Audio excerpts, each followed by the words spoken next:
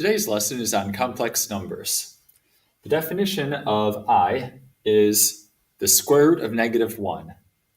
So if we let I be itself, then I squared will be the square of the square root of -1.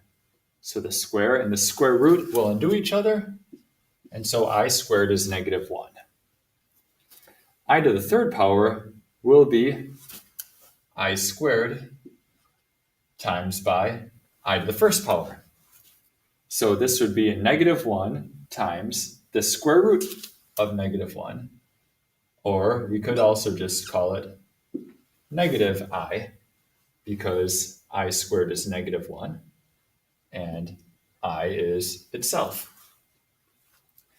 Now, I to the fourth power is the same as I squared times I squared.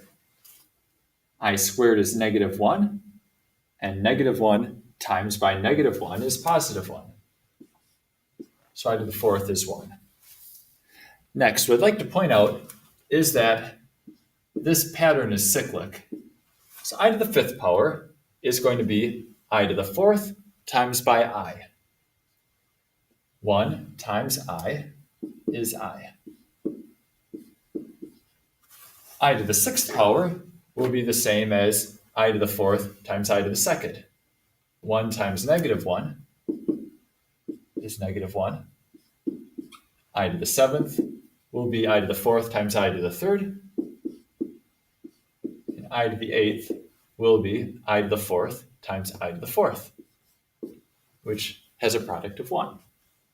And so that product continues. So essentially, the point that I want to make with that is that any multiple of 4, when it's an exponent of I, will give us a result of 1.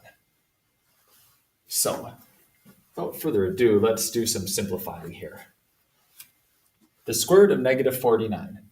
So I'd like to point out that that is the same as -1 times 49. And with square roots, we can break them apart if we've got a product underneath. So it's going to be square root of -1, which is I, times 7. And it's customary to write this instead of I times 7 as 7I. Next, the square root of -72. So this would be the square root of 72 times by -1. So break those two apart, and the square root of -1 is I. The square root of 72 can be broken apart because 72 has a perfect square factor of 36. And so the square root of 36 is 6 times the square root of 2 times I.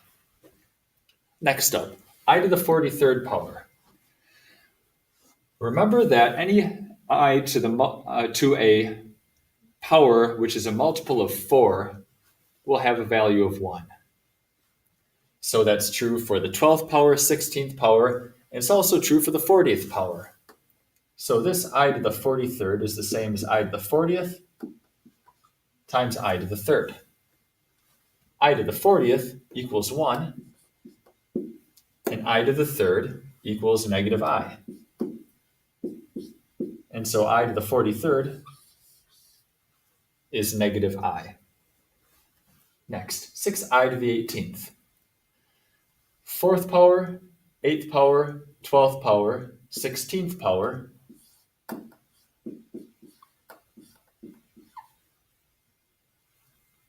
I to the 16th is 1. 6 times 1 is 6. And I squared is -1. So we've got -1 times 6, which is -6. When graphing on the complex plane, we're not graphing with x's and y's.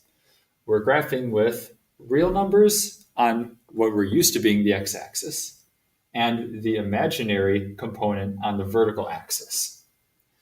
So the real component of 3 plus 4i is 3. So we'll go to 3. The imaginary component is 4. So we'll go up to 4. and we plot our point. Next, let's do some adding or subtracting or multiplying or dividing with complex numbers. This first one is subtracting. So when we can subtract, we need to subtract the 1 and the minus 2i. Essentially, we're going to distribute that negative to each of the terms. So this becomes 3 minus 4i minus 1 plus 2i. So now let's combine our like terms. 3 minus 1 is 2, minus 4i plus 2i is minus 2i. Now our goal with this is to get this in complex number form. And the typical form for complex numbers is a plus bi form. It's okay for it to be minus, of course, instead of plus. Next, we're going to multiply this complex number. We're going to distribute that 4i times negative 3 and to the 7i. 4 times 7 is 28. I times I is I squared. Now remember that I squared equals negative 1. And so negative 1 times 28 makes that minus 28. Now we want this in a plus bi form, so we're going to change the order around.